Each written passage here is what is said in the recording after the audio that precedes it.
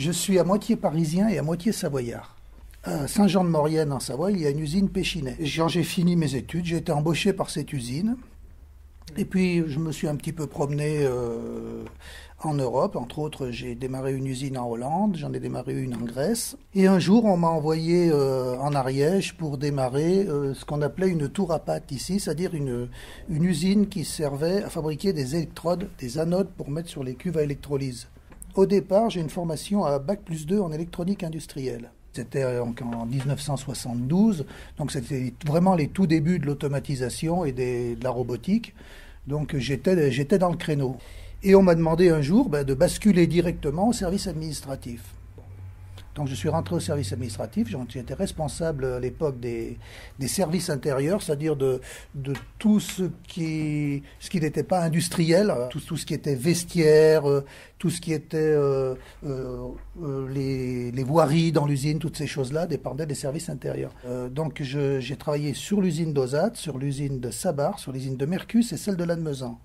Et donc 4 ans avant de partir à la retraite, je suis revenu sur l'usine de Sabar où je suis devenu le DRH de l'usine, c'est-à-dire le directeur administratif de l'usine. Voilà. Quand j'ai commencé, il y avait 3 établissements.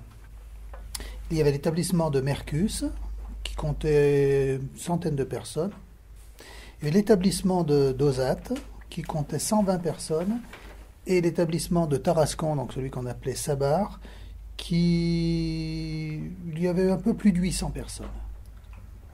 Le tout faisant un peu plus de 1000 salariés péchinais, auxquels il y a lieu de rajouter toutes les entreprises extérieures. Ça faisait un pôle de 1500, grosso modo 1500 personnes qui travaillaient pour les établissements. Quand je suis arrivé ici, 4 fabrications. Il y avait une fabrication d'aluminium, il y avait une fabrication de silicium, une fabrication de chlorate. Et la fabrication de chlorate a été arrêtée très vite, donc ils ont fermé cet atelier, ils ont reclassé les gens. Ensuite, ils ont fermé l'atelier qui était l'atelier de fabrication de silicium, qui était fermé 2 ou 3 ans après. Mais tout ça s'est fait sur 20 ans. Ça n'a pas été une fermeture brutale comme s'est faite la fermeture de l'usine d'Ozat. Cette usine, elle avait besoin d'être modernisée. Bien entendu, la société n'a pas souhaité mettre de l'argent là, ils ont préféré le mettre au Québec. Donc on a démarré l'usine du Québec et puis un jour on nous a dit, écoutez, nous sommes le 3 janvier, le 27 mars on arrête l'usine. Voilà, et c'est ce qu'on a fait, on a arrêté l'usine, brutalement.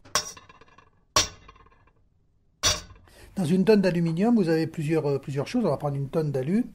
On va dire que l'énergie représentait grosso modo 50%, la moitié du coût. Donc c'était énorme, vous vous rendez compte. Après il y avait grosso modo 30% qui étaient les matières premières, c'est-à-dire ce qu'on achetait, on achetait de la bauxite, qui est l'oxyde, enfin ce entre guillemets on peut appeler le minerai d'aluminium, et le personnel ne représentait que 12%. Donc si vous voulez, nos usines, contrairement à beaucoup de sociétés, n'ont pas fermé pour des histoires de coût de main d'œuvre. C'est essentiellement pour un coût d'énergie qui représentait une très très grosse part. Effectivement, nous, entre le début du contrat, le prix de l'énergie a été multiplié par 10. Donc, c'était plus tenable. Donc, ils ont arrêté les usines. C'est une entreprise qui avait été nationalisée. Et on était leader mondial dans notre domaine. Et je pense qu'on n'a pas fait l'effort nécessaire. Et là, j'en veux à la France, j'en veux à EDF, du moins. C'est pas EDF en tant que tel. J'en veux aux patrons d'EDF, qui sont après tout l'État français, hein, de nous avoir laissé tomber. Parce qu'il aurait été tout à fait imaginable que EDF continue à nous fournir le courant. Il nous l'a fourni pendant 30 ans à un prix donné. Hein. À ma connaissance, pendant ces 30 ans, EDF n'était pas spécialement misérable, hein, que je sache. Et je ne vois pas pourquoi il n'aurait pas continué à dire, Péchinet, c'est un groupe nationalisé, ils sont leaders mondiaux dans leur domaine, ils font vivre X et X personnes. Moi, je considère qu'on nous a laissé tomber. Et voilà la raison pour laquelle j'ai quand même une certaine haine vis-à-vis de ça, c'est qu'on nous a fait fermer ces usines, alors que si on avait eu une volonté politique de les garder ouvertes, on les aurait gardées ouvertes.